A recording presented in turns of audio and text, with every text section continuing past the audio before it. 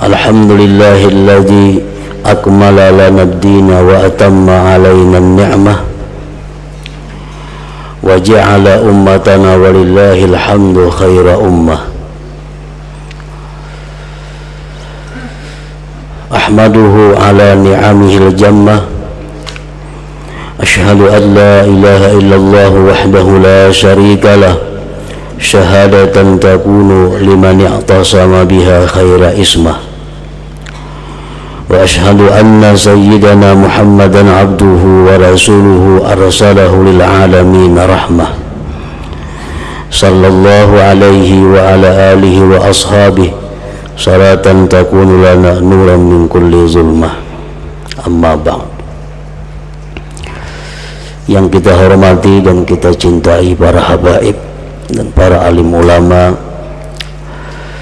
para muhibbin, hadirin hadirat rahimakumullah.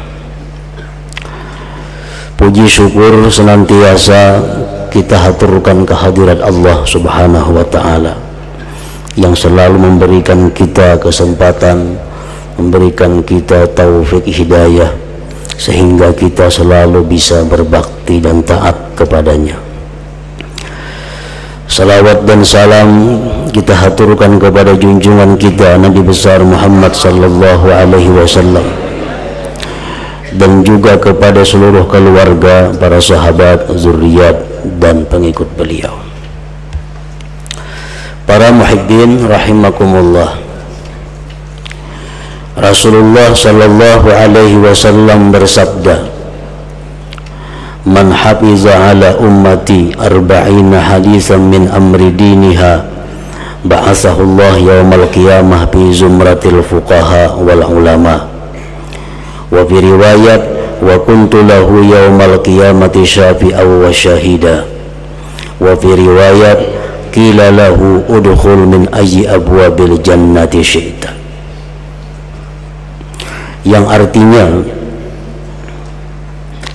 barang siapa memelihara atas umatku 40 hadis daripada perkara agamanya. Maksudnya adalah barang siapa yang menghafal 40 hadis lalu disampaikannya itu 40 hadis kepada umat, atau barang siapa yang menghimpunkan di dalam satu catatan sebanyak 40 hadis lalu dia sampaikan kepada umat, maka Allah Subhanahu wa ta'ala pada hari kiamat nanti akan membangkitkan dia pada golongan ahli fikih dan ulama.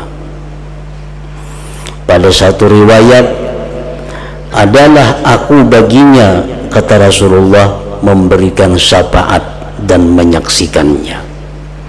Dan pada riwayat yang lain lagi dikatakan bagi dia, masuklah dari apa jua pintu surga yang kamu kehendaki. Nah, para muhibbin rahimakumullah. Jadi barang siapa yang menghafal hadis atau dia mencatat hadis sebanyak 40 hadis, sama ada inya paham itu hadis atau inya bisa menjelaskan itu hadis atau kada disampaikannya kepada manusia, maka orang tersebut termasuk dalam golongan apa yang disampaikan oleh Rasulullah sallallahu alaihi wasallam tadi.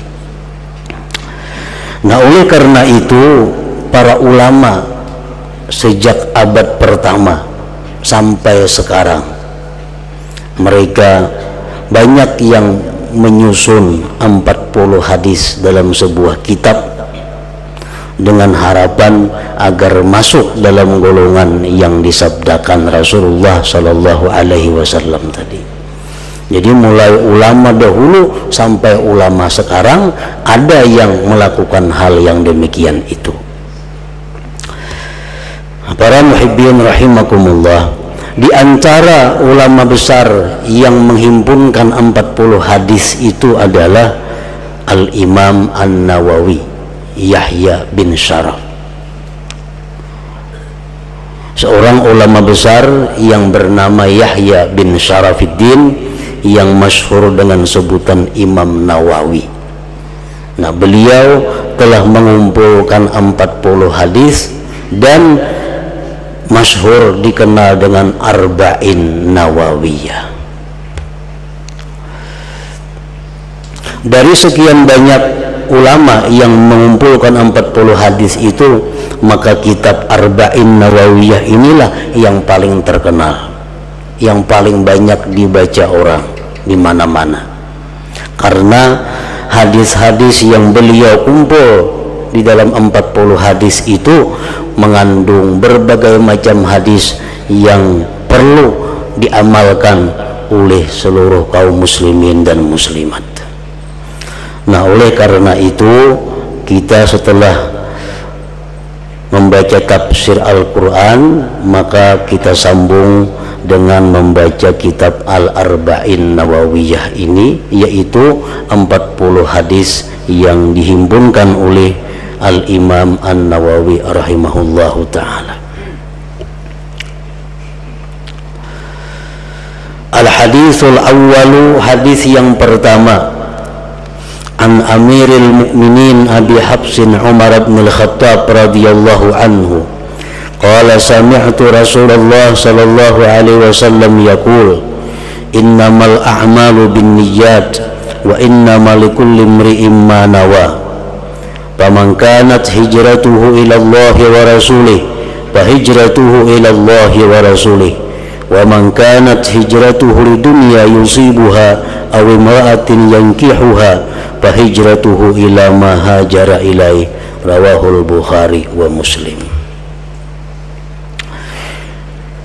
Dari Amirul Mukminin Umar bin Khattab radhiyallahu anhu, beliau berkata, aku mendengar Rasulullah sallallahu alaihi wasallam bersabda, innamal a'malu binniyat, hanya saja amal perbuatan itu dengan niat. Kebanyakan dari para ulama menjelaskan bahwa amal perbuatan itu umumnya, kebanyakannya hanya sah apabila ada niat.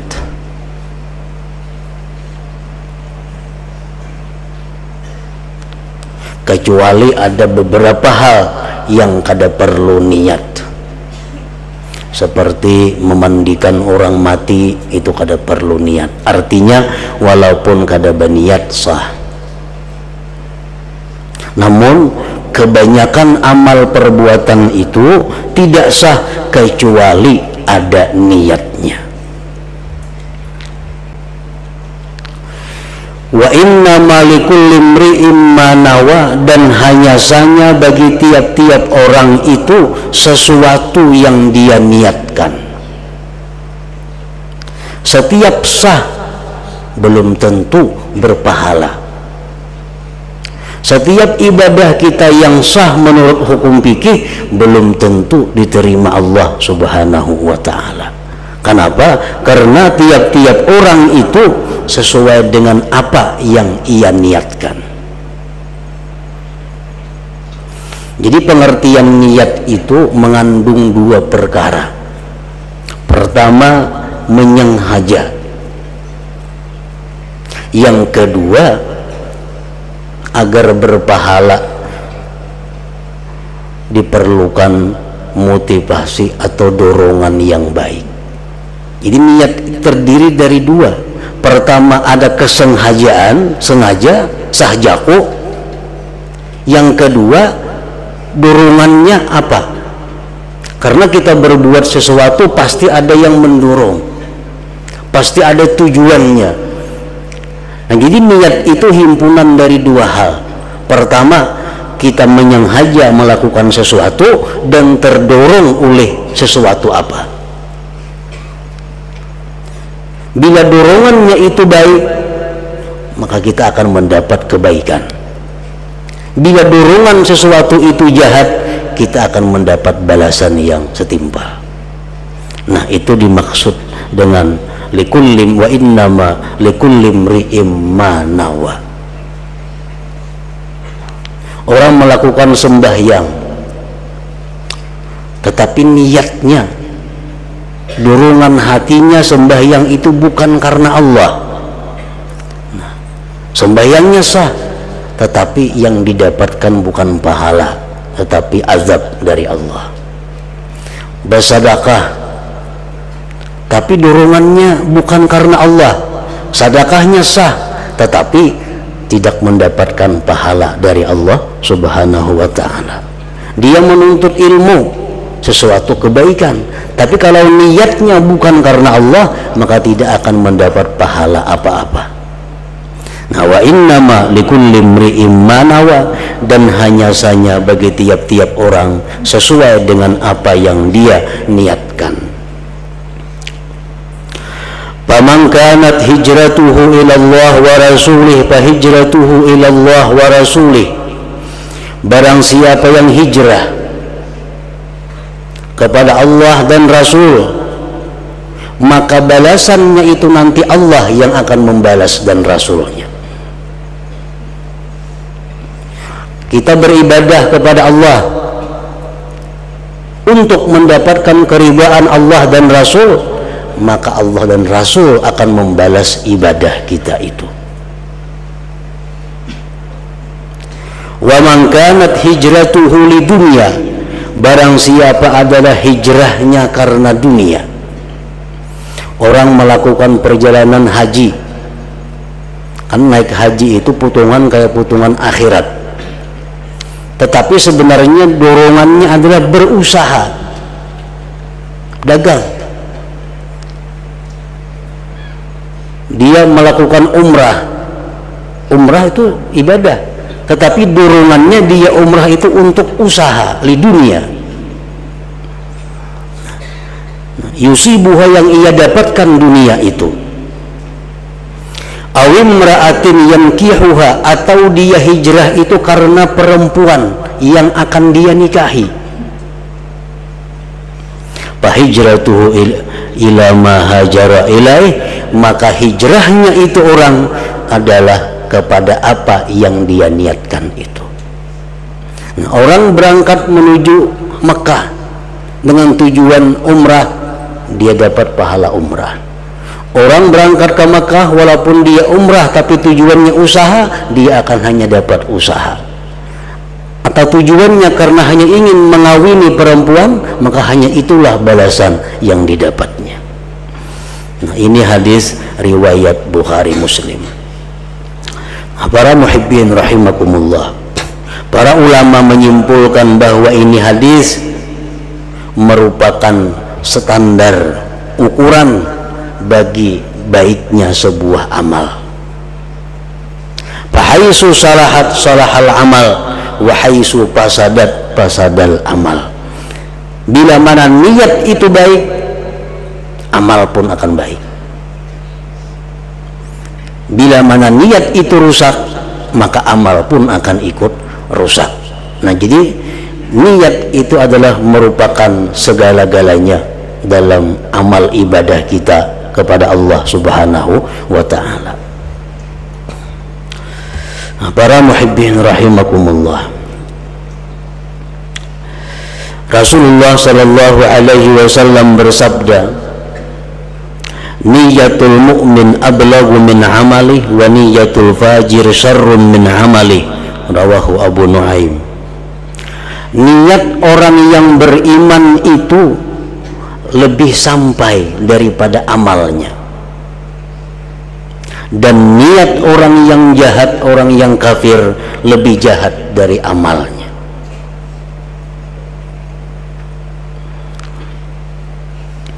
Orang yang beriman kepada Allah, dia hidup dalam dunia 60 tahun 60 tahun umpamanya. 60 tahun itu dia berbakti taat kepada Allah Subhanahu wa ta'ala. Tapi di akhirat dia akan dapat balasan masuk surga itu selama-lamanya. Padahal ibadah dalam dunia cuma 60 tahun. Tapi Allah membalas surga selama-lamanya, sepanjang masa. Kenapa sebabnya? Karena niat.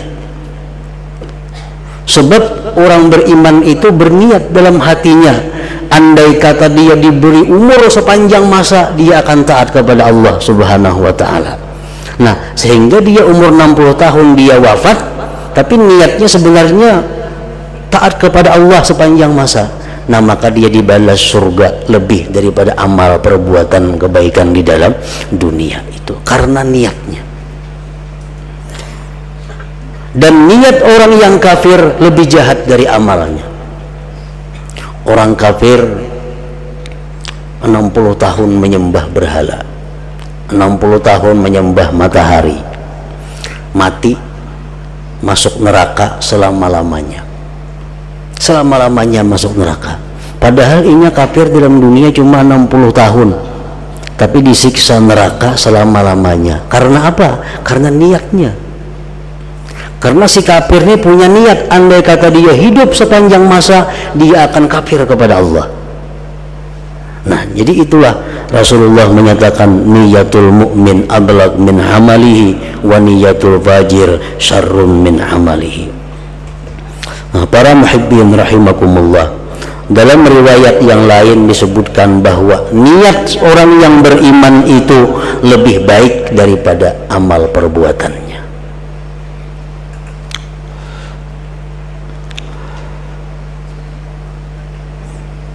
Antara lain lagi kebaikan niat itu, an-niyat tahtamilu ta'addud bil amalil wahid. Niat itu bisa banyak dalam satu perbuatan. Ini menunjukkan bahwa niat lebih baik dari perbuatan. Niat lebih utama daripada perbuatan. Sebab satu perbuatan bisa dimasuki berpuluh-puluh niat. Misalnya kalau julus fil masjid, duduk di masjid. Duduk di masjid itu bisa niatnya i'tikaf, satu dapat pahala. Yang kedua niatnya lagi intizarus salat, menunggu sembahyang, dapat pahala lagi. Niatnya yang ketiga lagi imaratul masjid, menghidupkan masjid, dapat pahala 3. Yang keempat hifdzul jawarih anil maksiat, memelihara anggota daripada maksiat. Karena diam di masjid terpelihara mata, telinga daripada yang diharamkan Allah. Nah, dapat pahala 4. Nah, di situ menunjukkan bahwa niat itu lebih baik, lebih utama daripada amal perbuatan.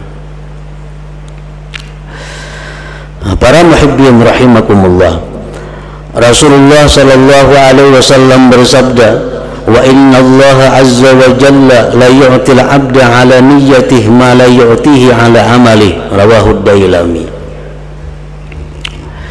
Sesungguhnya Allah azza wa jalla itu memberikan seorang hamba akan pahala atas niatnya sesuatu yang dia tidak berikan atas amal perbuatannya. Nah, kadang-kadang orang berniat melakukan satu perbuatan, perbuatannya kada berpahala karena ada kesalahan itu ini macam-macam, tapi karena niatnya ada yang baik, maka niat itulah yang menguntungkan orang yang melakukan tersebut tadi. Nah, demikian pula halnya dengan kejahatan-kejahatan. Banyak orang yang tidak melakukan kejahatan, tetapi dia disiksa sebagai pelaku kejahatan karena niatnya yang jahat. Rasulullah sallallahu alaihi wasallam bersabda,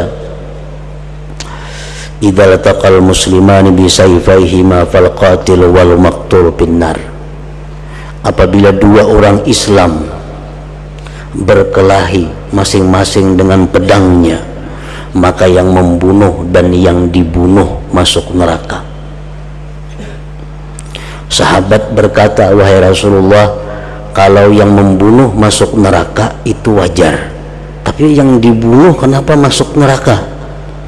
Rasulullah menjawab, innahu kana harisan ala qatli sahibi, karena dia punya niat membunuh saudaranya.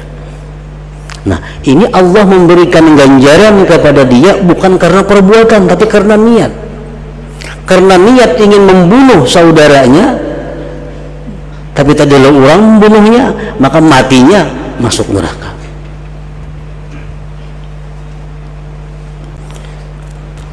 Rasulullah bersabda lagi, inna bil madinati la rijalan masirtum masiran walakata'tum wadiya illa syarikukum bil ajar habasahumul marad, rawahu Muslim.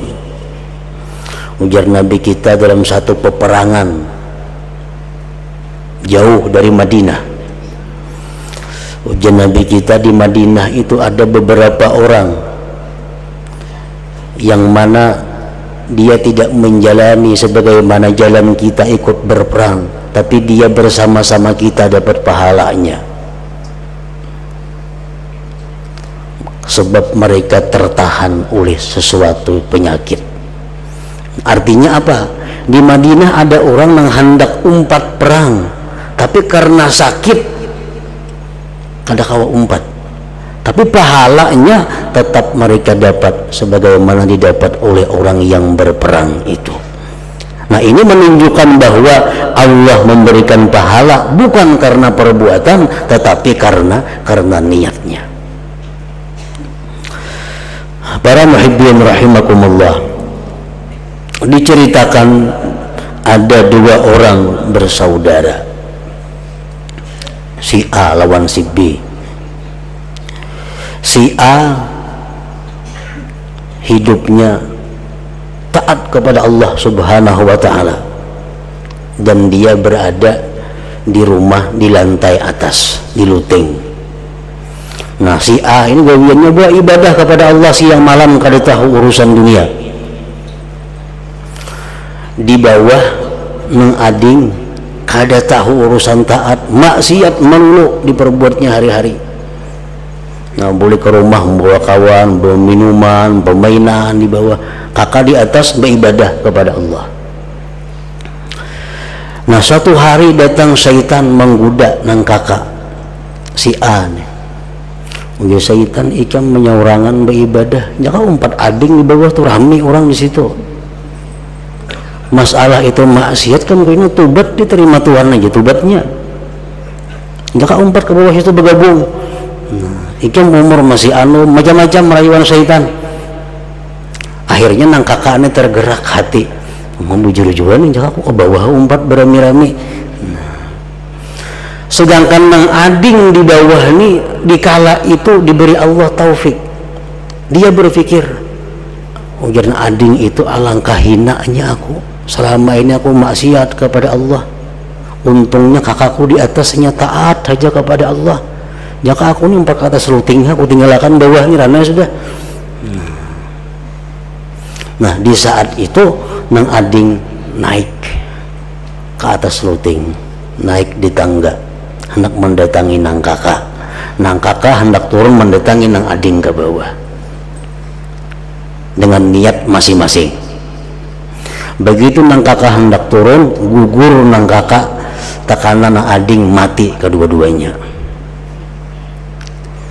Nah, di akhirat nanti nang kakak ini dihalau bersama orang-orang yang maksiat kepada Allah Subhanahu wa ta'ala, sedangkan yang ading ini dihalau bersama orang-orang yang taat kepada Allah Subhanahu wa ta'ala. Kenapa sebabnya? Karena niatnya. Nah, para muhibbin rahimakumullah, nah jadi sedemikian penting masalah niat.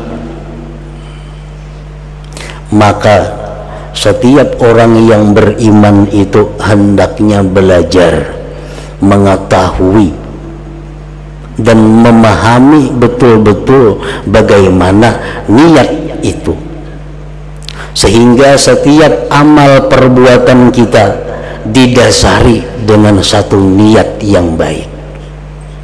Karena dengan niat yang baik, walaupun yang kita lakukan itu perbuatan yang mubah, perbuatan adat, perbuatan yang boleh, tapi karena niat yang baik akan bernilai pahala, bernilai ibadah di sisi Allah Subhanahu wa ta'ala.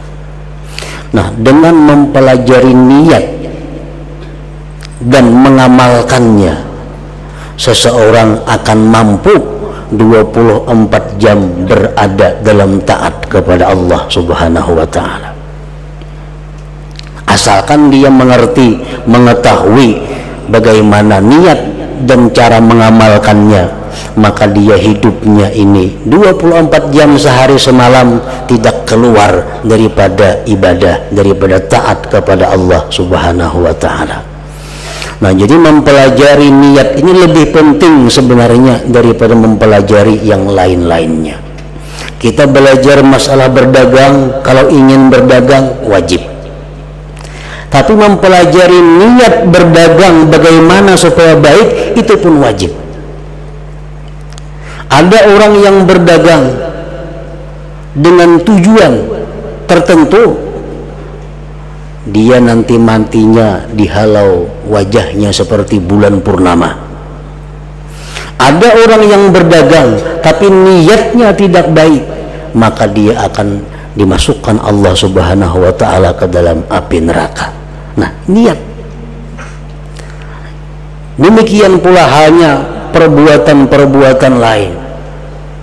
Hendak berdagang, hendak bertani, hendak kawin, mencari pasangan hidup, diperlukan niat supaya rumah tangga yang dibina itu berdasarkan niat yang baik, menimbulkan keluarga yang baik dan zuriat yang saleh. Nah, jadi belajar niat, memperdalam masalah niat adalah satu kewajiban bagi setiap orang yang beriman kepada Allah Subhanahu wa ta'ala. Nah, itulah hadis yang pertama yang dimuat oleh Al-Imamun Nawawi di dalam kitabnya Arba'in Nawawiyah, yang mana beliau menjelaskan tentang pengertian niat di dalam segala amal perbuatan kita. Nah, selanjutnya hadis yang kedua. Ila hadratin Nabi sallallahu alaihi wasallam. Al-Fatihah.